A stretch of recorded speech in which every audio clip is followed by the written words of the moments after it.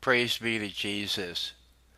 Well, it's Tuesday, August 14th, 2018. Someone left a comment in the on one of the videos that said, "What happened to praise be to Jesus?" And I seem to have left that out. Well, it seems a lot easier to develop bad habits than good habits, unfortunately. Well, I wanted to, there's a couple of uh, articles here that we can combine together to give you some more information about the clerical sex abuse scandal. The first thing is I just want to talk a little bit about something called the Dallas Charter. Some of you may have seen those words and are not sure exactly what it is. Although I haven't read it, I can, from what I've read and what's been explained about it, it seems like at a bishops' meeting in Dallas that what the bishops did was set um, a mechanism, put a mechanism together for the reporting of sexual abuse by priests, okay, and how it would be dealt with on the level of bishops and cardinals. Um, what it left out was the bishops and cardinals um, left themselves out of it.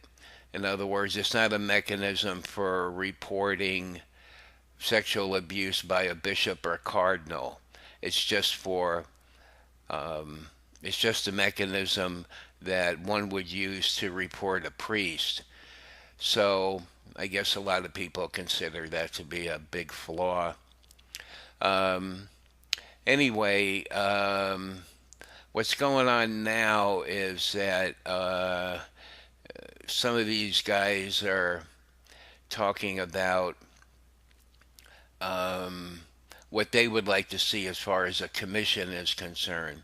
And they want the commission to be made up of bishops and laity.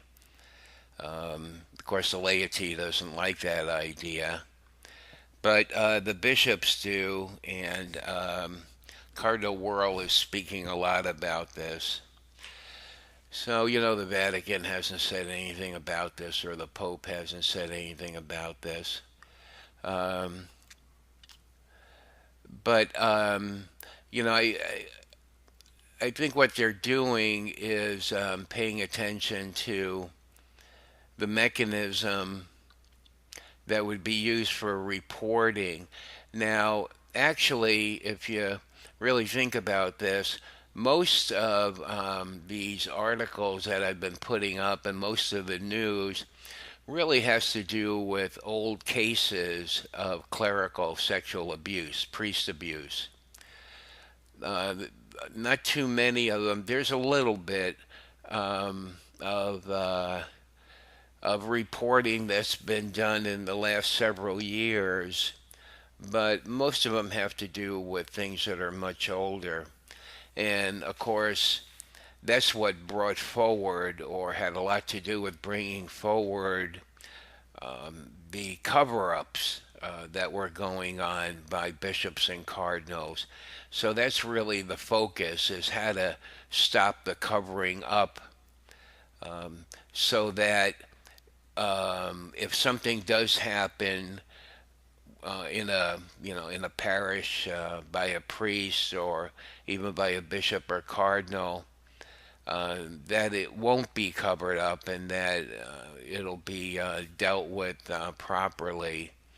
And just by the nature of the nature of what it all is and how it's reported and whatever. It's just not a very. It's not the kind of thing that's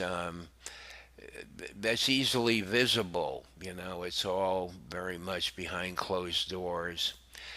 So what they're going to do about this in the end, I don't know. But here's a couple of articles here. Now I've talked a little bit about this guy here. This is Archbishop Wilton Gregory of Atlanta, and I know that he was a supporter of the gay movement. We'll just call it that, those letters LGBT and whatever. Um, so, anyway, I'll read a little bit of this to you.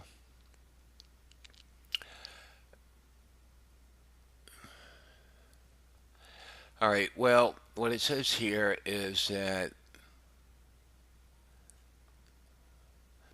in 2004, Gregory worked closely with McCarrick to deceive their brother bishops about the contents of a memo from the Vatican's doctor in chief at the time, Cardinal Ratzinger. Ratzinger made clear pro abortion politicians may not receive Holy Communion. McCarrick, with Gregory's help, lied and said the memo stated the opposite. When the memo was leaked to the media, McCarrick and Gregory were blasted for their deceit.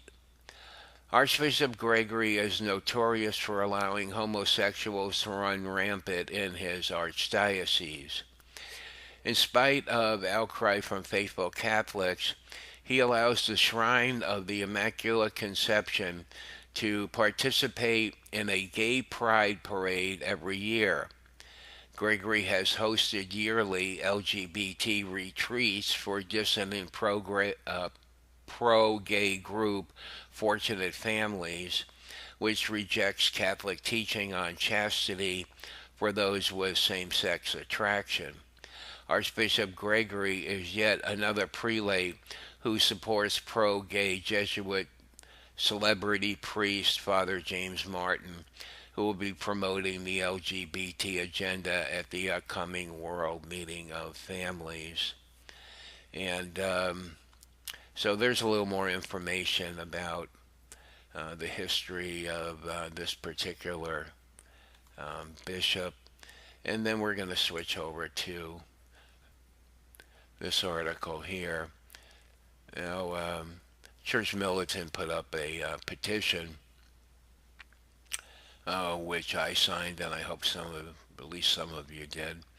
11,000 signed petition to cancel pro-gay Jesuits talk at World Meeting of Families.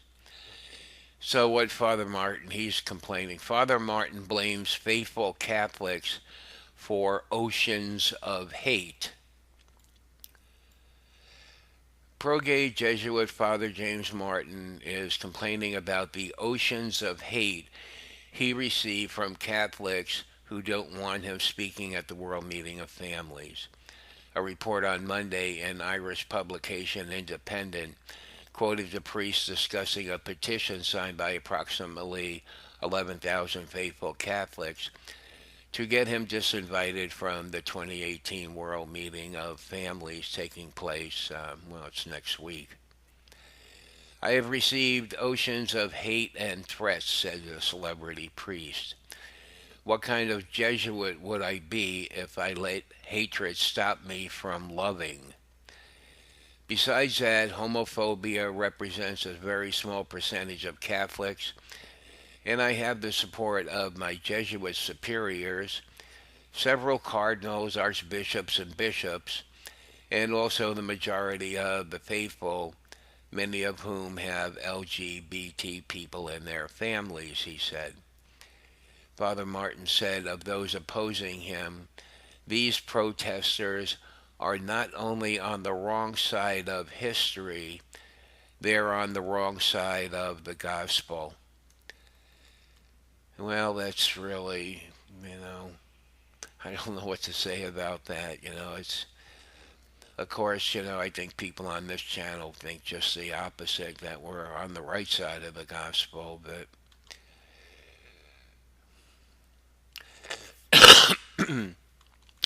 anyway, there's more to the article.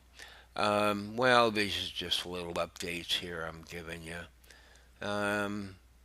Actually, in the article that I just read, there's a link here if you want to sign your name to the petition. And well, we'll click this one on. What's in here? Archbishop condemns LGBT retreat. Archbishop Jerome Listecki. New Age Ministry is not a Catholic organization. The Archbishop of Milwaukee is speaking out against a pro-gay retreat in his archdiocese. In a letter to Milwaukee parishes on Thursday, Archbishop Jerome Listecki condemned the retreat being led by dissident priest Father Brian Massingale. He wrote, "The event is not in line with Catholic Church teaching and is in no way connected to or endorsed by the Archdiocese, and New Ways Ministry is not a Catholic organization." New Ways Ministry claims to be Catholic, but it has been condemned by the Vatican's Congregation for the Doctrine of the Faith and is not allowed to offer any ministry to those with same-sex attraction. It promotes the LGBT agenda and opposes church teaching on the definition of marriage and the virtue of chastity. And there's more to this article here if you're interested.